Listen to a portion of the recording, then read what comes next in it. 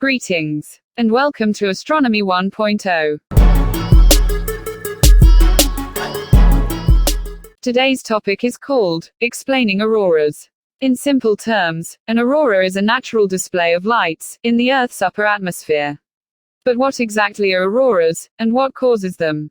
How many of you have heard of the aurora borealis or aurora australis? These are more commonly known as the northern and southern lights. In order to understand auroras, we have to understand the Earth's magnetic field.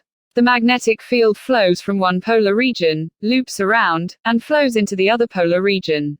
This creates a shield around the Earth that extends into space about 64,000 kilometers.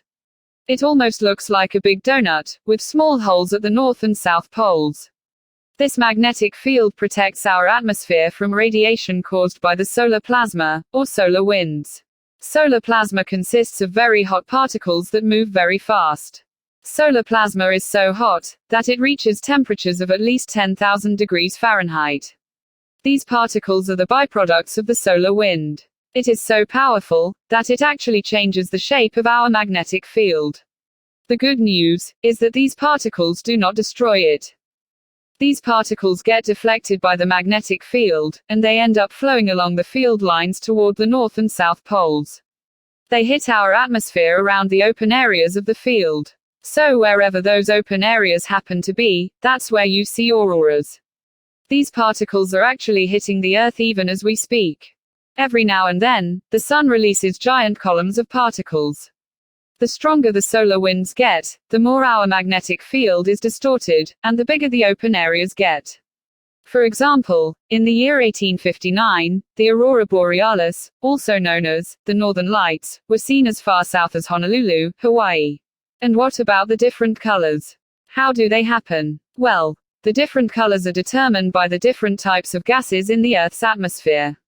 For example, oxygen might be present in one area, while nitrogen may be present in another area.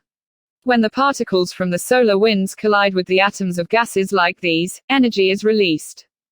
This causes a beautiful glow at the north and south poles. Oxygen atoms give us a green glow, while nitrogen atoms produce a red glow. In the case of hydrogen and helium, we would see a blue and purple glow. As I mentioned before, these occurrences are happening all the time, even during the day. But these displays can only be seen at night, and if you lived closer to the north or south poles. Well, I hope you enjoyed today's program. Be sure to comment, like, and subscribe to this channel. If you have a basic astronomy question, please send an email to the address on your screen. Until next time, keep your eyes to the skies.